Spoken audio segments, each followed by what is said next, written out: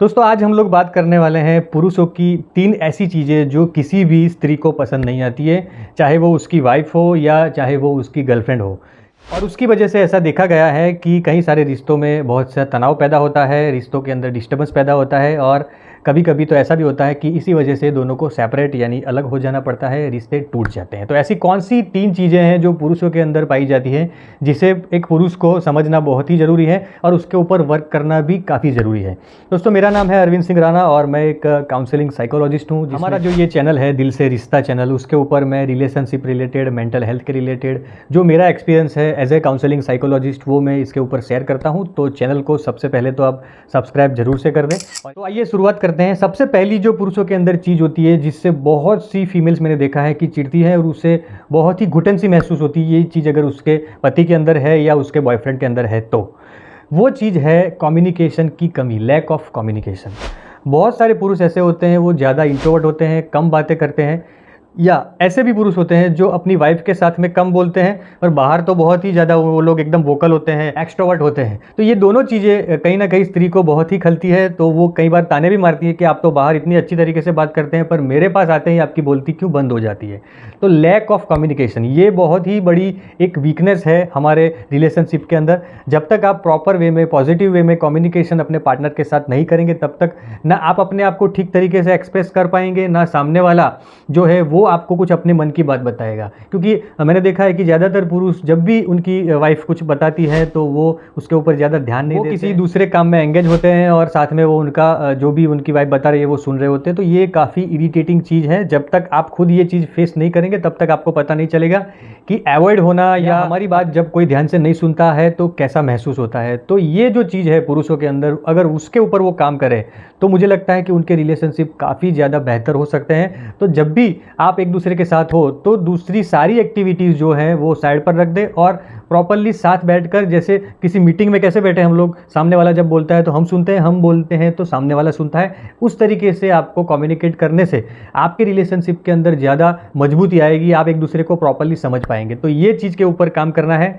Communication जो है वो थोड़ा हमें बढ़ाना है, खास करके पुरुषों की ओर से। दूसरी चीज़ जो कि स्त्रियों को पसंद नहीं आती है वो है कंट्रोलिंग नेचर। कंट्रोलिंग यानी ओवर कंट्रोलिंग नेचर। ठीक है, थोड़ा बहुत तो एक दूसरे के ऊपर हमारा कंट्रोल होता है, पर जब भी ये चीज़ हद से ज़्यादा हो जाती है कि ये मत करो, वो करो, इसके साथ बात मत करो, यहाँ मत जाओ, वहाँ मत जाओ, ये मत करो, ये मत देखो, ये मत पहनो, ये जो सारी चीज़ें हैं वो कहीं ना कहीं स्त्री को बहुत ही बर्डन लगने लगता है और इसकी वजह से वो बहुत ही फ्रस्ट्रेट हो जाती हैं और उसके अंदर नेगेटिविटी आ जाती है। आपकी जो इमेज होती है वो भी कहीं ना कहीं इमेज के अंदर भी बिगड़ने लगती है और आप अपना जो रिस्पेक्ट है वो खुद ही कम कर रहे हैं ये चीज़ करके। आपको लगता है कि मैं जैसा बोलूँ वैसा ही होना चाहिए तो ही मेरा पार्टनर सही है, तो ही मुझे अच्छा लगेगा। तो ये गलत चीज़ है। आप कुछ भी अपने पार्टनर से करवा सकते हैं बशर्ते वो प्यार से भरी हुई हो, या उसके बोलने का तरीका या उसको समझाने का तरीका अगर आप उसे प्यार से कन्विंस करेंगे तो मुझे लगता है कि आपका पार्टनर सब कुछ करने के लिए तैयार होगा। पर जब भी ये चीज़ें कंट्रोलिंग तरीके से आप करेंगे, थोड़ा रूडली करेंगे, कि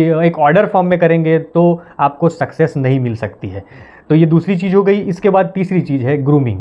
देखिए, कोई माने या ना माने, कोई इसका स्वीकार करे या ना करे, पर स्त्री पुरुष के बीच का जो रिश्ता है ना वो एक अट्रैक्शन का रिश्ता है।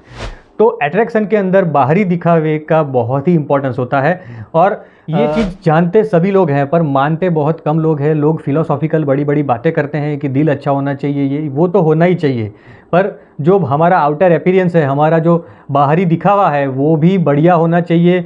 स्त्री पुरुष की तरफ तभी अट्रैक्ट होगी और पुरुष स्त्री की तरफ तभी अट्रैक्ट होगा जब उनका ग्रूमिंग, बाहर का जो उनका ड्रेसिंग सेंस है, उनकी जो हेयर स्टाइल है, उनके चलने बोलने का तरीका है, ये जो सारी चीज़ें अगर ठीक है तो ही उन दोनों को एक दूसरे के प्रति आकर्षण महसूस होगा। देखिए, गलती क्या होती है कि हम लोग जब बाहर जाते हैं या किसी फंक्शन में जाते हैं तो हम लोग प्रॉपर ग्रूमिंग के साथ में जाते हैं, पर जब हम लोग काफ़ी मैरिज के काफ़ी समय के बाद में जब एक दूसरे के साथ में घर में होते हैं तो बहुत ही वो चीज़ को कैजुअली ले लेते हैं। जब आप बाहर के लोगों को थोड़ा इंप्रेस करने के लिए, अपने आप को प्रेजेंटेबल बनाने के लिए ये ऐसी चीज़ें कर सकते हैं, तो खुद के पार्टनर को, जो पार्टनर आपके साथ इसीलिए जुड़ा है ताकि वो आपसे इंप्रेस है या आप पास्ट में आपसे इंप्रेस था, तो उसके लिए आप क्यों ग्रूमिंग नहीं करना चाहते हैं? घर में आप एकदम कैजुअल रहते हैं, ठीक है, मैं यहाँ पर ये नहीं कहूँगा कि घर में भी एकदम मेकअप करके आप घूमिए फिरिए, पर फिर भी आपको एक दूसरे के सामने प्रेजेंटेबल तो होना ही चाहिए, तभी आप अपने मैरिड लाइफ के अंदर थोड़ा स्पार्क जगा के रख सकते हैं, थोड़ा अट्रैक्शन जगा के रख सकते हैं और एक दूसरे के साथ आपको